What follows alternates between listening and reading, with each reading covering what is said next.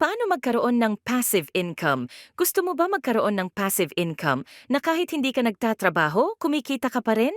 Yan ang ipapaliwanag ngayon mula sa ating real estate guru na si Tita Elsie. Sabi ni Tita Elsie, sa real estate property dalawa ang kita niyan. Ang halaga ng property na depende sa lokasyon ng nabili mo. Ang halaga nito ay umaakyat pa depende sa implasyon. Ang property mo ay pwede mo pang pagkakitaan sa pamamagitan ng pagpaparenta nito. Halimbawa, yung mga bumibili sa CDC ng property 5 taon nakalipas na dati ay nagkakahalaga ng 900,000 pesos lang. Ngayon ay 3.5 million pesos na. O diba, sa 5 taon ay 2.6 million pesos nakita na agad sa halaga. At yan 43,333 pesos kada buwan na kita. Yan ay sa halaga pa lang ng property. Pumunta naman tayo sa pagpaparenta nito.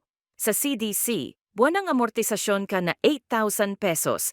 At ang karaniwan na bayad sa rental ay nasa 15,000 to 20,000 pesos, bali nagkaroon pa rin ng dagdag cash flow na 7,000 to 12,000 pesos kada buwan. Nababayaran mo na ang property mo, nagkaroon ka pa nakita. Sa real estate may stability dahil may appreciation value at umakyat ang presyo base sa implasyon. Tanong, kailan ang tamang oras para sa pagkuha ng real estate property? Ngayon. Dahil ngayon ang tinatawag nating buyer's market dahil sa kakayahang umangkop ng pagbabayad at mga tuntunin, kaya habang bata pa, magkaroon ng property at isaalang-alang ito bilang iyong ipon. At sa pamamagitan ng pagkakaroon ng mga ari-arian sa real estate property, yan ang kinabukasan mo. Para sa karagdagang impormasyon, maaari kang makipag-ugnayan sa amin sa detalye na naka-flash sa screen.